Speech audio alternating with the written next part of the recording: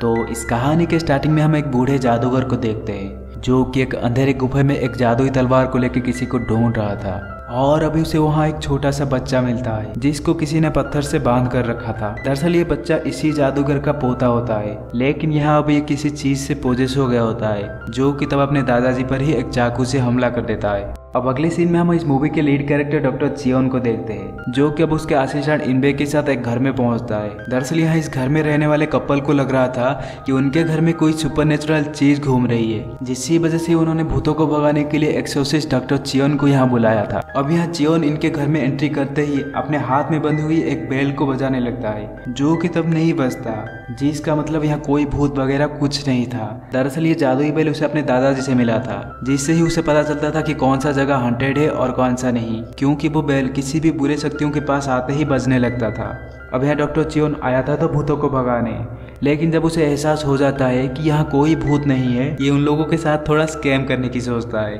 और कहता है कि तुम्हारे घर में जो भूत था अब वो बगीचे में रखी हुई इस मूर्ति के अंदर आ गया है, और अगर तुम चाहते हो कि मैं उसे यहाँ से भगाऊं तो तुम्हें अब भी मुझे उतनी ही फीस देनी पड़ेगी जितनी पहले डिसाइड किया गया था। और इसके बाद चियोन और इनबे मिलके उस मूर्ति का एक्सोर्सिज्म करते हैं। यहाँ चियोन भी बहुत तगड़ा एक्टर होता है और यहाँ उसकी एक्टिंग देख के उन्हें सच में लगने लगता है कि मूर्ति के अंदर भूत है। अब इन दोनों ने एक्सोर्सिज्म से पहले मूर्ति के नीचे एक छोटा सा बॉम्ब भी लगा दिया था, जिसको ब्लास्ट करके ये लोग उस घर के लोगों को यकीन दिला देते हैं कि भूत अब वहां से चला गया है। इसके बाद वो फैमिली ने थैंक यू कहती है और इन्हें ढेर सारे पैसे भी देती है, लेकिन फिर भी ये लोग जाते जाते उनके घर से एक सोने की मूर्ति चुरा लेते हैं। अब अगले सीन में हम डॉक्टर चियोन को उस सोने की मूर्ति के साथ अपने बॉस के पास देखते हैं। दरअसल यह आदमी हुआंग चियोन के दादाजी का दोस्त हुआ करता था और बचपन से ही इसे उन एक्सोर्सिज्म वाले काम में गाइड किया करता था, लेकिन साथ ही में वो चियोन के ऐसे धोखाधड़ी वाले कामों को बिल्कुल पसंद नहीं करता था। खैर अब उसी रात को चियोन और इनबे को उनके ऑफिस में दिखाया जाता है, जहां हमें पता चलता है कि वो लोग उनसे किए गए एक्सोर्सिज्म को यूट्यूब पर भी डालते थे ताकि उन्हें ज्यादा से ज्यादा लोगों से कॉल आए।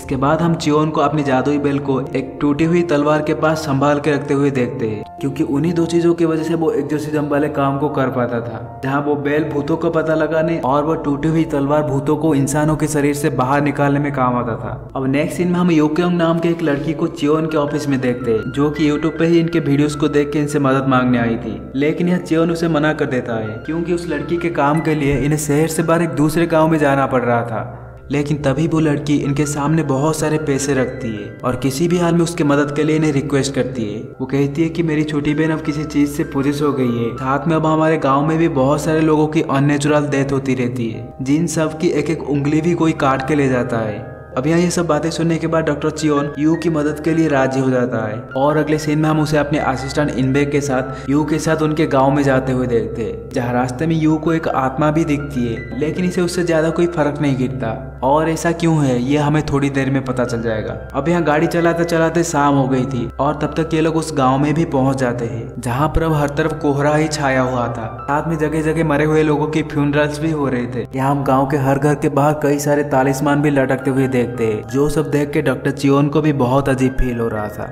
खैर यू अब डॉक्टर चियोन और इनबे को अपने घर में ले जाती है, जहां इन्हें पता चलता है कि वो दोनों बहनें वहां अकेले रहती थी और उनके जो पेरेंट्स थे वो बहुत पहले ही गुजर चुके थे। अब यहाँ यू इन्हें अपनी बहन योमिन को दिखाती है, जो कि एक कमरे में बैठकर रो रही थी, जिसे देख के चियोन को भी बहुत बुरा लगता है और अब वो उसके पास जाके उसे चेक करने लगता है। साथ में वो उसके सामने अपनी जादुई बेल को भी बजाने लगता है, जो कि सरप्राइजिंगली यहाँ भी नहीं बजती, जिससे चियोन को तसल्ली हो जाता है कि यहाँ अब कोई भूत नहीं है। पर फिर भी ये बात वो यू को नहीं बताता और अपनी रिचुअल के लिए तैयारी करने लगता है, क्योंकि वो जानता था कि इस गांव के हालात के वजह से ये दोनों बहनें अब बहुत डरे हुए होते, और साथ में यू ने तो इसे पहले ही बहुत सारे पैसे दे दिए थे, इसीलिए ही वो रिचुअल के बहाने कुछ टाइम तक यहाँ रह के इन दोनों की मदद करना चाहता था। जबकि इनबे को तो इस जगह से बहुत बुरे वाइब्स आ रहे थे और वो चियोन से कहता है कि भले ही अब योमिन के अंदर कोई भूत नहीं है, लेकिन यहाँ हमें फिर भी बहुत चौकन्ना रहना होगा। और अब अगले सीन में हम इन दोनों को घर के अंदर रिचुअल स्टार्ट करते हुए देखते हैं, जहाँ पर यू इन्हें बताती है कि इनके गांव में जितने भी लोग मारे गए थे वो सभी के सभी इसके बहन के जैसे किसी और चीज से पोजेस हो गए थे, क्योंकि उस दौरान भी उन लोगों के अंदर इसे कोई ब्लू कलर का साया नजर आ रहा था। इस पे चियोन पूछता है कि क्या तुम सच में पोजेस हुए लोगों के अंदर की आत्माओं को देख सकते हो, जिस पे यू हाँ कहती है। वो कहती है कि मुझे बचपन में ही एक समन ने बता दिया था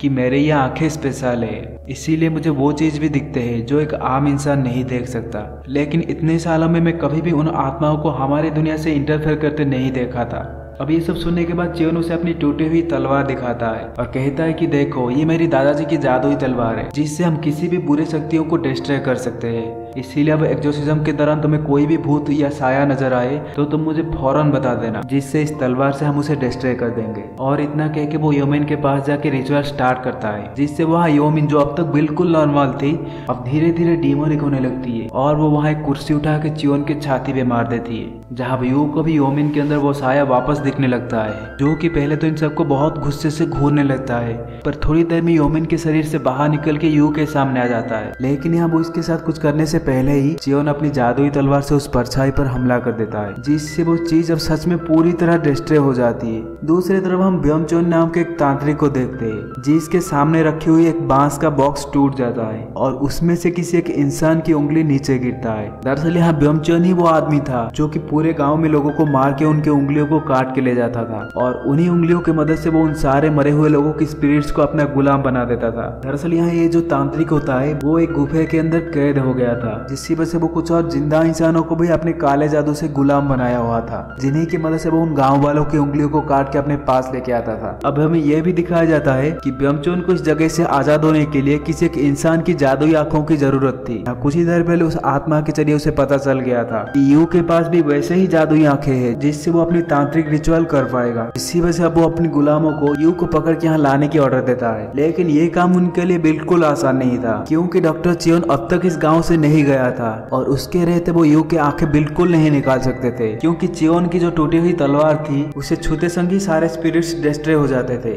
और सारे ब्लैक मैजिक भी खत्म हो जाते थे। खैर अब अगले सीन में हम इनबे को शहर में अपने बॉस हुआंग के पास देखते हैं, जहाँ ये उन्हें बताता है कि डॉक्टर चियोन को अब आपकी बहुत ज्यादा जरूरत है, इसीलिए वो आपको भी मेरे साथ अब जियोचियोन गांव में चलना होगा, क्योंकि वहाँ चियोन को लग रहा है कि उनका पाला बहुत पावरफुल एंटिटी से बड़ा है, जो कि जब चाहे तब पूरे गाँव में किसी को भी पोजेस कर लेता है। अब ये सब बातें सुनने के बाद हुआंग अपनी कबर्ड में से एक बहुत पुराना ड्रम बाहर निकालता है और इनबे के साथ उसी गांव में चलने लगता है। यह रास्ते में वो इनबे को डॉक्टर चियोन की बचपन की कहानी सुनाता है, जिसमें वो बताता है कि चियोन तब अपना छोटा भाई और दादा के साथ उसी जियोचियोन गांव में रहता था, जहां उसका दादा उदांग उस टाइम का सबसे बड़ा जादूगर था। लेकिन एक दिन उनके होते हुए भी एक तांत्रिक चियोन के छोटे भाई को किडनैप कर लेता है, क्योंकि उसके पास भी वैसे ही जादुई आंखें थे जैसे अब वो लड़की यू के पास है। जहाँ वो सब होने के बाद उदांग ने अपने पोते को ढूंढने के लिए हर मुमकिन कोशिश किया था और तब गांव के मंदिर में एक रिचुअल भी अरेंज किया था। लेकिन ब्योमचोन ने अपनी ब्लैक मैजिक से उदांग के कई साथियों को मार दिया था, जिसकी वजह से वहां उसका रिचुअल आधे में ही भंग हो जाता है। लेकिन वो फिर भी हार नहीं मानता और अगले ही दिन अपनी जादुई तलवार और बैल के साथ अकेले ही अपने पोते को ढूंढने चला जाता है। लेकिन तब से कुछ ही दिनों के बाद चियोन को अपने दादा की और अपने भाई की लाश एक खेत में पड़ी मिलती है, जिनका जादुई तलवार अब टूट गया था और उनके हाथ में उसका आधा ही हिस्सा रह गया था, जो देख के वहाँ वो पूरी तरह टूट जाता है। उस इंसिडेंट से गांव वाले भी बहुत ज्यादा डर जाते हैं, क्योंकि उदांग उस टाइम का सबसे पावरफुल जादूगर था और अगर वो ब्योमचोन को नहीं रोक पाया तो और कौन ही रोक पाता। लेकिन सरप्राइजिंगली उदांग के मौत के दिन से ही ब्योमचोन भी गायब हो जाता है, जहाँ तब उसके साथ क्या हुआ था यह हमें थोड़ी देर में पता चल जाएगा। खैर अब अगले सीन में हम फिर से ब्योमचोन को देखते हैं, जो कि अपनी तांत्रिक रिचुअल से एक आत्मा को भेज देता है यू को किडनैप करके उसके पास लाने के लिए। और अब वो आत्मा यू के घर के पास जाके एक आदमी के अंदर घुस जाता है। इसके बाद वो आदमी आके यू के डोरबेल बजाता है और जब यू दरवाजा खोल के उस आदमी की शक्ल देखती है वो समझ जाती है कि ये भी पोजेस हो गया है, जिसकी वजह से वो उससे बचने के लिए घर से भागने की कोशिश करती है। लेकिन वो आदमी इसे जल्दी ही पकड़ लेता है और इसके आंखें निकालने की कोशिश करता है,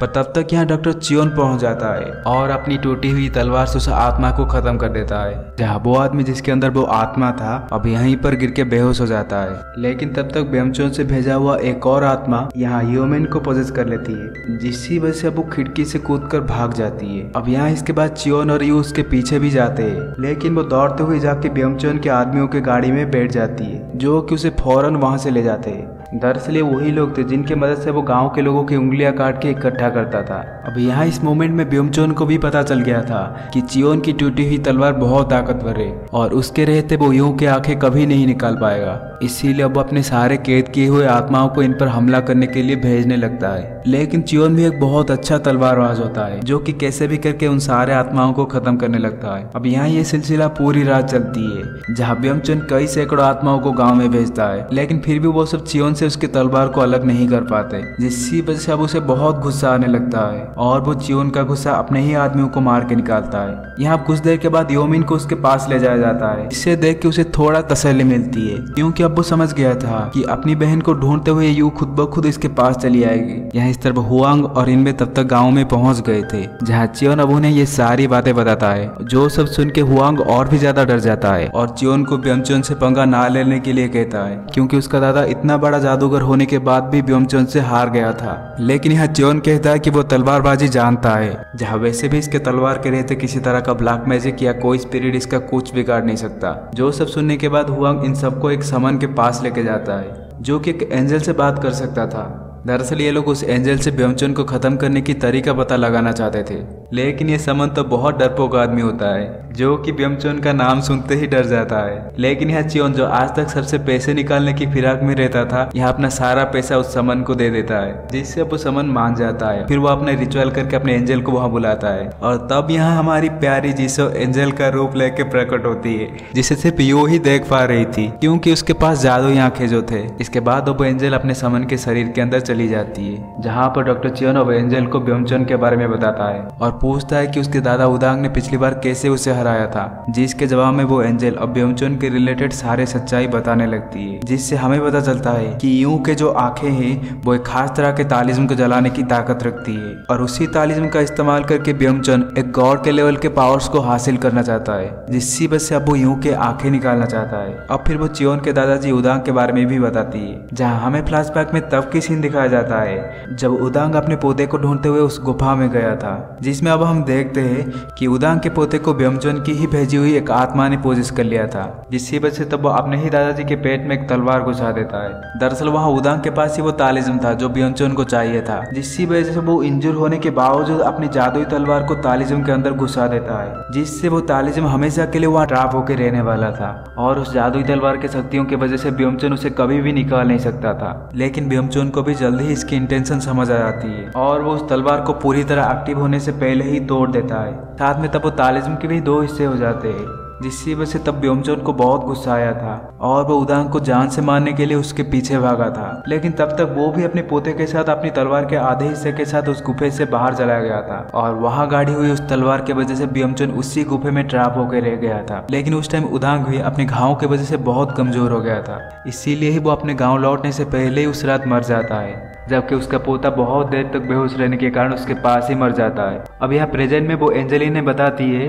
कि अगर तुम सच में ब्योमचोन को खत्म करना चाहते हो तो तुम्हें वही रिचुअल फिर से दोहराना होगा जो चियोन के दादाजी तब करने में नाकामयाब रहे थे। जिस पे चियोन पूछता है कि वो कैसे मुमकिन हो सकेगा, क्योंकि वो तलवार तो टूट गया है। जिस पे एंजल बताती है कि तुम्हें उनके बारे में अब सोचने की कोई जरूरत नहीं है, क्योंकि वो दोनों ही चीजें अपने दूसरे हिस्से के पास आते ही खुद ब खुद जुड़ जाएंगे। अब ये सब सुनने के बाद चियोन ठान लेता है कि वो अपने दादाजी के अधूरे रिचुअल को पूरा करेगा और ब्योमचोन को हमेशा के लिए खत्म कर देगा। अब यह उस तलवार के और तालिज्म के आधे हिस्से उसी गुफे में फंसे हुए थे, जबकि तलवार का दूसरा हिस्सा इसी के पास होता है और तालिज्म का दूसरा हिस्सा ब्योमचोन ने अपने आदमियों की मदद से योंगहुल नाम के एक माउंटेन में छुपा दिया था। अब कुछ ही देर में ये लोग उस माउंटेन के पास पहुंचते हैं, जहां पर चियोन यू को कहता है कि काले जादू हमेशा अपने निशान छोड़ा करते हैं, और अगर सच में ब्योमचोन उस तालिज्म के टूटे हुए हिस्से को यहीं कहीं पे छुपाया है तो तुम्हें उसका ऑरा जरूर चमकते हुए दिख जाएगा, क्योंकि हम सब में से बस तुम्हारे पास ही वो जादुई आंखें हैं। अब ये सुनने के बाद यू इस जगह के हर हिस्से को गौर से देखने लगती है, और कुछ ही देर में इन्हें वो घर मिल जाता है जिसके अंदर वो तालिज्म को रखा गया था। लेकिन यह घर किसी एक शापित जमीन के ऊपर बनाया गया था, जहाँ पे पहुंचते संग इन लोगों को अजीबोगरीब विजन देखने लगते हैं। लेकिन चियोन फिर भी किसी तरह खुद को कंट्रोल करके उस घर के अंदर जाता है, जहाँ उसके अंदर जाते ही वो दरवाजा बंद हो जाता है। अब दूसरी तरफ हम ब्योमचोन को देखते हैं, जो कि चियोन को उस तालिज्म लेने से रोकने के लिए एक रिचुअल करता है, जिसकी वजह से यहाँ चियोन अपने ही यादों के अंदर खो जाता है। यहाँ वो देखता है कि उसका दादा उदांग इसके सामने ही खड़ा हुआ था, जो कि इसे ब्योमचोन के खिलाफ ना जाने के लिए हिदायत देता है, और अब उसका भाई भी इसके पास आके उसके हाथों को पकड़ने लगता है, जिसकी वजह से चियोन अब बहुत इमोशनल हो जाता है और यहाँ से लौट जाने की सोचता है। लेकिन थोड़ी देर में उसे पता चल जाता है कि ये सभी के सभी ब्योमचोन के काले जादू की वजह से ही उसे दिख रहे थे, जिसकी वजह से वो अपनी टूटे हुए तलवार से उदांग के परछाई पर हमला कर देता है, और ऐसा होते ही वो प्रेजेंट में वापस आ जाता है, जहाँ इसके सामने ही वो तालिज्म का टूटा हुआ टुकड़ा रखा गया था। अब ये सब ब्योमचोन भी अपने गुफे में बैठकर देख रहा था, लेकिन अब वो गुस्सा होने के बजाय और कुछ नहीं कर सकता था, और तभी चियोन तालिज्म के साथ बाहर आता है। इसके बाद ये लोग जाते हैं उसी गुफा में जहाँ पर ब्योमचोन कैद हो रखा था। लेकिन तभी रास्ते में ही ब्योमचन के सारे लोग इन पर हमला कर देते हैं। वो सभी के सभी मिलकर इन चारों को अलग करना चाहते थे ताकि वो जल्दी से यू को ब्योमचन के पास ले जा सके, जिससे वो चियोन के वहां पहुंचने से पहले ही अपना रिचुअल करके गॉड लेवल के पावर्स को हासिल कर ले। लेकिन यहाँ इसके लोग कितने भी कोशिश करने के बाद चियोन को रोक नहीं पा रहे थे, जिसकी वजह से ब्योमचन अपने कैद किए हुए सारे आत्माओं को एक साथ भेज देता है और वो सब इस बार एक ही आदमी के शरीर को चूज कर रहे थे। मतलब चियोन वहाँ एक आत्मा को खत्म करते ही एक दूसरा आत्मा उसी आदमी के अंदर घुस जाता था, जिसकी वजह से चियोन अब कुछ ही देर में बहुत थक जाता है और उसके हाथ से उसका तलवार भी छूट जाता है। लेकिन वो फिर भी रेंगते हुए अपनी तलवार को उठाने जाता है, पर तब तक ब्योमचन के बाकी लोग यू को बेहोश करके अपने साथ ले गए थे। लेकिन ब्योमचन का अभी भी अपने रिचुअल खत्म कर पाना मुश्किल लग रहा था, क्योंकि उसके लोग इस बार भी चियोन को उसके तलवार लेने से रोक नहीं पाए थे। और तब तक हुआंग और इनबे भी चियोन के पास पहुंच जाते हैं। इसके बाद ये तीनों भी फौरन उस गुफा की ओर निकल पड़ते हैं। अब यहाँ ब्योमचन यू को उसके बहन योमिन के पास ही बांध देता है और अपने रिचुअल के लिए तैयारी करने लगता है, जहाँ कुछ ही देर में वो तीनों भी अब गुफा के बाहर पहुंच जाते हैं। यहाँ चियोन इनबे से कहता है कि वो अकेले ही अंदर जाके ब्योमचन से लड़ेगा और तब तक इन दोनों को यहाँ गुफा के एंट्रेंस में बहुत सारे बॉम्ब्स को फीड करना होगा, जिसके जरिए वो लोग ब्योमचन को कुछ देर के लिए अंदर फंसा देंगे और फिर उतने ही टाइम में ये लोग बाहर एंजल की बताई हुई रिचुअल करेंगे, जिससे ब्योमचन हमेशा के लिए खत्म हो जाएगा। और अब प्लान के मुताबिक चियोन अकेले ही अंदर जाता है, जहाँ पर जल्दी उसे यू और योमिन मिल जाते हैं। लेकिन बॉब उन्हें छुड़ाने से पहले ही ब्योमचन उस पर हमला कर देता है और अब हम आखिरकार इन दोनों की स्वॉर्ड फाइट देखते हैं। लेकिन ये दोनों ही तलवारबाजी में एक दूसरे से कम नहीं थे, इसीलिए यहाँ इनका फाइट बहुत देर तक चलता है। लेकिन कुछ ही देर के बाद चियोन के हाथ से उसकी तलवार छिटक जाती है और जाके गिरती है उसी के बचे हुए टुकड़े के पास, जो कि इतने सालों तक वहाँ फंसा हुआ था। अब यहाँ इस मोमेंट में वैसा ही होता है जैसा एंजल ने कहा था, और उस तलवार के दोनों ही टुकड़े अपने आप ही एक दूसरे से जुड़ जाते हैं। जिसके बाद चियोन अब आके उस तलवार को जमीन से निकालता है और फिर ब्योमचन पर हमला करता है, जहाँ इस बार उसके हर अटैक से ब्योमचन को बहुत ज़्यादा चोट लग रही थी और इसी वजह से चियोन अब बहुत इजीली ब्योमचन को हरा देता है। इसके बाद वो यू और योमिन को आज़ाद करने जाता है, लेकिन तभी ब्योमचन का एक बचा हुआ आदमी यहाँ आके इसके गले में एक लोहे का तार फंसा देता है, जिसकी वजह से चियोन अब चोक होकर नीचे गिर जाता है, जिसका फायदा उठाकर ब्योमचन इस पर फिर से हमला करने आता है और अब इसके ऊपर ही बैठ जाता है, जिसकी वजह से चियोन अब कुछ भी नहीं कर पाता, क्योंकि उसके तलवार अब उसके हाथ में नहीं था। यहाँ ब्योमचन उसे मारने ही वाला था कि तभी इनबे गुफा के अंदर आ जाता है और अपनी लाई हुई ग्रेनेड लॉन्चर से यहाँ हर तरफ धमाका करता है, जिसकी वजह से अब यहाँ के पूरे एरिया में स्मोक फैल जाता है और उसी का फायदा उठा के चियोन अब योमिन और यो को बचा के बाहर भाग जाता है, जहाँ उस दौरान वो अपना तलवार और तालिस्म को भी अपने साथ ले गया था। अब वो लोग बाहर आने के बाद प्लान के मुताबिक उस गुफा के एंट्रेंस को ब्लास्ट कर देते हैं, जिससे ब्योमचन अब अंदर फंस जाता है और उसके बाद ये लोग अपना रिचुअल स्टार्ट करते हैं, जहाँ पर चियोन वो अपनी तलवार को उस तालिस्म के बीच में घुसाता है, जिससे यहाँ वो तालिस्म एक्टिव हो जाता है और उसी जमीन पर किसी और दुनिया के लिए एक पोर्टल खोल देता है। अब उसी पोर्टल में से एक जादुई चेन बाहर आता है